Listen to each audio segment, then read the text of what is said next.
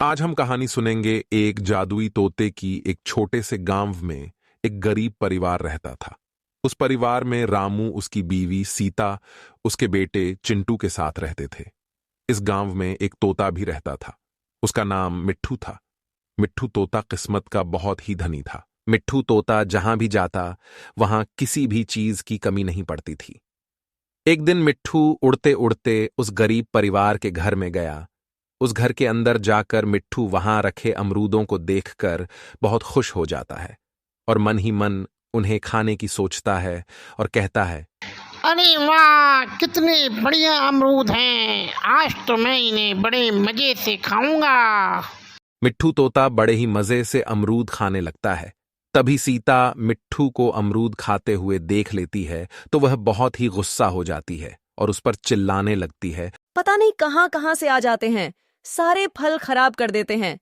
निकल यहां से, भाग जा। सीता के भगाने के बाद मिट्ठू वहां से चला जाता है और उसी घर के पास एक कोने में रहने लगता है। धीरे धीरे उनके घर में समृद्धि और खुशहाली आने लगती है। तब एक दिन आपस में बात करते करते रामू अपनी पत्नी सीता और चिंटू से कहता है, आजकल हमारी बहुत ही तरक्की हो रही है और काम भी बहुत ही बढ़िया चल रहा है। ये बात सुनकर सीता भी कहती है, सच कहा आपने, हम कितने भाग्यशाली हैं। भगवान हमेशा हम पर ऐसे ही मेहरबान रहे। इतने में चिंटू रामू से कहता है, पापा, मेरे सभी दोस्तों के पास बहुत बड़ी बड़ी गाड़ियाँ और खूब सारे खिलौने हैं। क्या आप मेरे लिए भी कोई अच्छा सा खिलौना लाकर दोगे? इस बात को सुनकर रामू कहता है, हाँ हाँ क्यों नहीं, मैं तुम्हारे लिए बहुत सारे खिलौने लेकर आऊंगा। और फिर सीता ये बात सुनकर कहती है, हमारे परिवार की खुशहाली ऐसे ही बनी रहे और इसे कभी किसी की नजर ना लगे। आपस में बात करते करते सीता को अचानक रसोई में से आवाज आने लगती है। तब सीता रसोई की तरफ जाने लगती है और वह रसोई में जाकर देखते हैं कि मिट्ठू तोता बड़े मजे से वहां अमरूद खा रहा होता है। वाह, कितने बढ़िया और मीठे अमरूद हैं। अमरूद खाया, मजा आया। अमरूद खाया, मजा आया। सीता मिट्ठू को अमरूद खाता देखकर बहुत गुस्सा हो जाती है और उसे वहां से भगा देती है। फिर सीता अगले दिन एक पिंजरे में अमरूद को रख देती है और वहां से चली जाती है। मिट्ठू तोता दोबारा अमरूद खाने आता है और पिंजरे में फंस जाता है और चिल्लाते हुए कहता है, मुझे यहाँ से निकालो, मैं यहाँ फंस गया हूँ। मुझे निकालो यहाँ से। मिट्ठू तोता किसी तरह पिंजरे से बाहर निकलकर वहां से उड़ जाता है।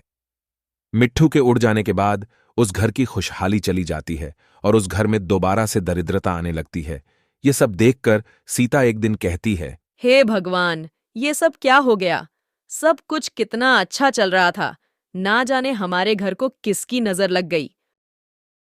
फिर एक दिन मिट्ठू तोता दोबारा उस घर में फल खाने आता है और सीता उसे देखकर बहुत नाराज होती है और कहती है, एक तो घर में वैसे ही इतनी परेशानी चल रही है, ऊपर से ये तोता बार बार घर आकर सब खराब कर देता है। सीता मिट्ठू को वहां से भगा देती है। मिट्ठू किसी कोने में जाकर छुप जाता है। अब दोबारा से धीरे धीरे उनके घर में खुशहाली और समृद्धि आने लगती है और सब कुछ पहले की तरह हो जाता है। मिट्ठू तोता फिर एक दिन उनके घर में अमरूद खाने आता है। तब रामू उसे देख लेता है और कहता है, यह तोता भी बड़ा जिद्दी है, कितना भी बाहर निकालो बार बार वापस आकर सब खराब कर देता है। इसे सबक सिखाना ही होगा।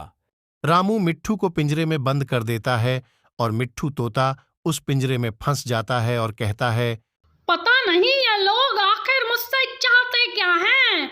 मैं यहाँ अमरूद खाने ही तो आता हूँ, इनका कोई नुकसान थोड़े ही ना करता हूँ।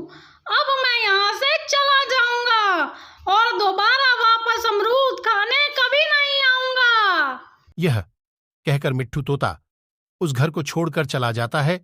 मिट्ठू के जाने से उस घर की खुशहाली और समृद्धि भी उसी के साथ चली जाती है।